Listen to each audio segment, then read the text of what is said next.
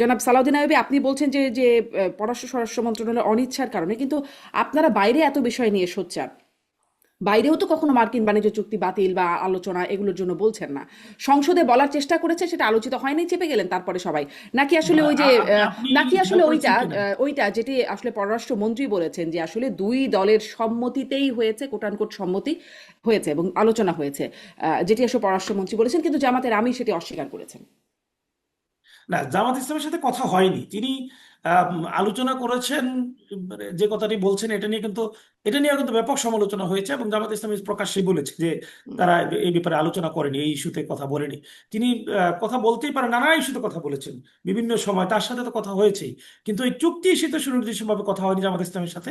জামাত ইসলাম এটা ইতিমধ্যেই তার জায়গা থেকে ক্লিয়ার করেছে। আর আপনি স্পষ্ট, বলছেন যে কিন্তু কিন্তু কিন্তু চুক্তির 11 ব্যাপারে দলীয় জামাত জোটের। ইসলামী কথা বলেনি, এই জায়গাটাতে আমি বলবো জামাত ইসলামী শুধু এই ইস্যু এবং সাথে আরো কয়েকটা ইস্যু যুক্ত করে তৎকালীন, তখন দ্রব্যমূল্য ছিল এই ইস্যুতে, তখন এই সরকার কেন এই চুক্তির ইস্যুয়ে ক্লিয়ার করেনি এবং বাতিল করার জন্য উদ্যোগ গ্রহণ করেনি, এইগুলো নিয়ে শাহবাগে একটা সমাবেশ করেছেন জামাত ইসলামী। সেখানে বক্তব্যে বিভিন্ন সময় কথাও বলেছে। দেখুন, চুক্তির ইস্যুগুলো কিন্তু এখন পর্যন্ত বাংলাদেশের জনগণের কাছে একেবারে পরিষ্কার না। হুম, হুম। আমাদের কথা ছিল চুক্তির বিষয়গুলো সুস্পষ্ট করা দরকার, চুক্তির বিষয়গুলো জনগণের কাছে মুক্ত করা দরকার।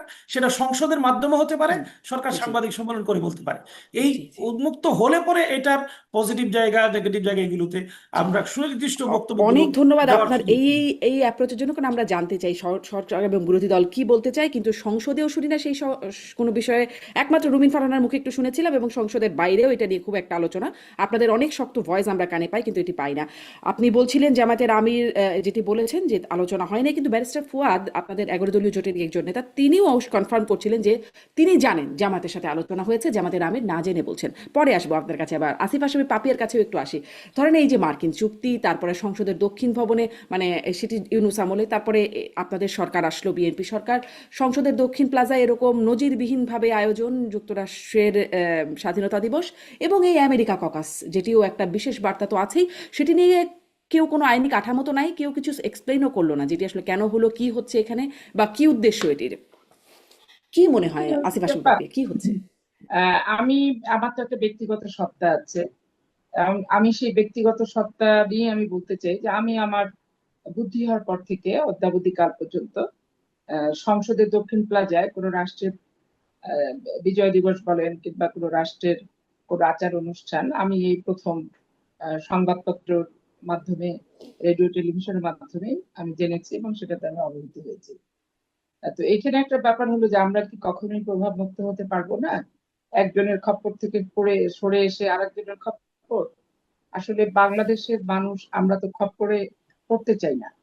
আমরা মানে এখানে বাধ্যকতা, মানে প্রভাব মুক্ত হয়ে বন্ধুত্ব এবং পারস্পরিক সম্পর্কটা বজায় রাখতে চাই। এখানে সালাউদ্দিন আইবি যেটা বললো যে সরকার প্রেস কনফারেন্স করতে পারতো, সরকার এই করতে পারতো, সরকার সেই করতে পারতো। তো চুক্তিটা তো আর সরকার করেনি, চুক্তিটা করেছে অন্তর্বর্তীকালীন সরকার। তো অন্তর্বর্তীকালীন সরকারের চুক্তি, তারা প্রেস কনফারেন্স করা তাদের দরকার ছিল। তাদের যাওয়ার আগে তো জামাত ইসলাম একবারও প্রশ্ন তুলেনি যে ইউনূস সরকার কি কি চুক্তি কোন কোন রাষ্ট্রের সাথে, কোন কোন সরকারের সাথে, কোন কোন দেশের সাথে করছে, সেগুলো আমরা জানতে চাই, দলীয় ভাবে জানতে চাই, পাবলিকলি জানতে চাই। তখন কিন্তু কোনো মুখ খুলেনি। হুম। আজকে এটি যেমন ঠিক, তেমনি তেমনি আপনাদের সরকারও আসলে এটি সম্পর্কে কিছুই বলে নাই। আমারটা আমি এমনকি বলছি, সেই নিরাপত্তা উপদেষ্টাই পররাষ্ট্র উপদেষ্টা হয়ে, মানে পররাষ্ট্রমন্ত্রী হয়ে বেশ না আমি কাজ করে আমারটা যাচ্ছে। বলতেছি, সেটা ধরেন উনি বিএনপির কাছে যে জবাবগুলো উনি জানতে চান, অন্তর্বর্তীকালীন সরকারের কাছে কখনোই ওই জবাবগুলো ওনারা, জামাত ইসলাম কি এনসিপি, ওনারা জানতে চান না। তো এটাই হচ্ছে সমস্যা, চুক্তি করবে একজন, উত্তর দিতে হবে আরেকজন। আর আপনি নিজেও জানেন শারমিন, যে আমি নিজেও দেখেছি যে 96 সালে পানি চুক্তি, যেটা আওয়ামী লীগ ক্ষমতায় আসার পর ভারতের সাথে করেছিল, সেই 42,000 কিউসেক পানি কোনোদিনও বাংলাদেশ পায়নি বর্ষাকাল ছাড়া। বর্ষাকালে এটা মেপে দেখা হয়নি, তবে ধরে নেওয়া হয় বর্ষাকাল ছাড়া কখনোই পায়নি। কিন্তু সেইগুলো নিয়েও ধরেন আমরা পার্লামেন্টে কোনোদিনই, 116 সিটের বিরোধী দল ছিল তখন বিএনপি, শত প্রশ্ন করে উত্তর কিন্তু পাওয়া যায়নি। আবার আমি যেই পার্লামেন্টের এমপি ছিলাম 8 থেকে 14, এখানে অনেক চুক্তি আছে যেটা আওয়ামী লীগের নেতারা পর্যন্ত জানতো না, আওয়ামী লীগের নেতারাও জানে নাই। তো এখন ওই চুক্তিগুলো কি অন্তর্বর্তীকালীন সরকার এসে সেই চুক্তিগুলো ইয়ে করছে, ভঙ্গ করছে, ভঙ্গ কিন্তু করেনি।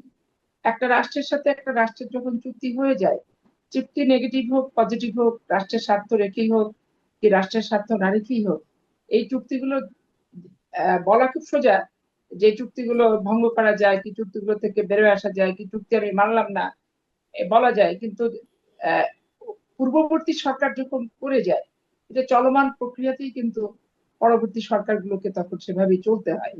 না হলে ওই দেখা যাচ্ছে যে তারা একটা দৃষ্টিভঙ্গি নিয়ে পড়ে গেছে, আর আমি একটা দৃষ্টিভঙ্গি নিয়ে আহ, যখন বাতিল করব, বাতিল আজ পর্যন্ত আমি দেখিনি বাতিলটাও, কিন্তু আমি বাংলাদেশে আমার বুদ্ধিহারটা দেখিনি। আপনি দেখেছেন কিনা আমি জানি না, ইতিহাস কি বলে আমি বলতে পারছি না। তবে আমার সেটি খুব যতটুকু মনে সহজ হয়, বিষয় না, যেমনটি বলে থাকেন আসলে হ্যাঁ, আমার কূটনীতিকরা যে আমার আমার চোখে এখন পর্যন্ত আমি যতটুকু জানি এরকম বাতিল হওয়ার আমি দেখিনি। স্বার্থবিরোধী অনেক চুক্তি পরবর্তী সরকার এসে ধারাবাহিকভাবেই সেগুলোকে মানতে হয়। যেমন অর্ডিন্যান্স গুলো, অন্তর্বর্তীকালীন সরকারের অর্ডিন্যান্স, কি সামরিক ফারমানের অর্ডিন্যান্স, পরবর্তীকালে নির্বাচনের ভিত্তিতে যখন নির্বাচিত সরকার আসে, নিয়ম মাফিক কিন্তু পূর্ববর্তী সবগুলোই কিন্তু তখন এগুলোকে ইয়ে করে ফেলতে হয়, বৈধতাই দিতে হয় অলমোস্ট। উম, মইনুদ্দিনের সরকারের কথাই বলেন, যে সেগুলো কিন্তু পরবর্তী গভর্নমেন্ট 2008 অনুমোদন দিয়েছে। অনেক এইগুলো বাদও রাষ্ট্রের দেওয়া যায় একটা সেগুলো। ধারাবাহিক একটা ব্যাপার। এই ধারাবাহিক ব্যাপার নিয়ে আমি বিতর্কের সৃষ্টি আমি করতে চাবো না। আবার এটাও আমার কাছে ব্যাপার যে হুম। আসলে জানার অধিকার তো সবারই আছে, তাহলে রাষ্ট্রের আসিফ নাগরিক হাসিম পাপি, হিসেবে। আপনি যে বলছিলেন যে আমরা কি খপ্পরেই মানে বের হতে পারবো না, তা আমরা কি এরকম যে মনি বদলালো আমাদের? মানে আগে শুনতাম আমরা, বা গণ অভ্যুত্থানের আগে পরে বিভিন্ন সময় আন্দোলনকারীদের মুখে সবসময় শুনেছি, এবং যেটি আসলে বিভিন্ন সময় আসলে দেখাই গেছে যে বাস্তবতা, ভারতীয় গোলামি, ভারতীয় আধিপত্যবাদ। এখন কি নতুন গোলামি, নতুন আধিপত্যবাদ?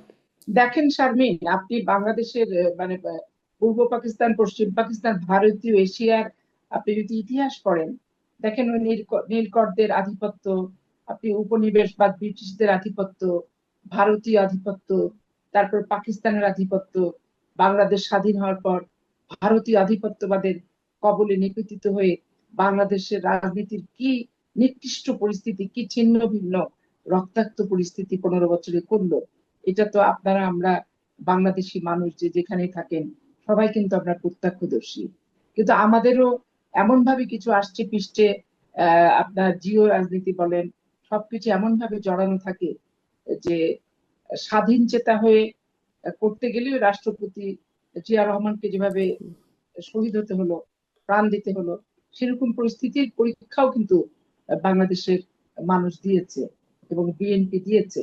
তবে আমি সবসময় আমার ব্যক্তিগত ধারণা যদি আপনি জানতে চান, আমি স্পষ্ট ভাষায় বলতে চাই যে আমাদের বাংলাদেশকে খপ্পর মুক্ত হতে হবে। বাংলাদেশের স্বাধীনতা, সার্বভৌমত্ব, অর্থনৈতিক সুযোগ সুবিধা যেখানে আমি বাংলাদেশের উপকৃত হবে, সেখানেই বন্ধুত্বের হাত যারা সম্প্রসারিত করবে, সেই হাতকে আমার স্বাগত জানানো উচিত।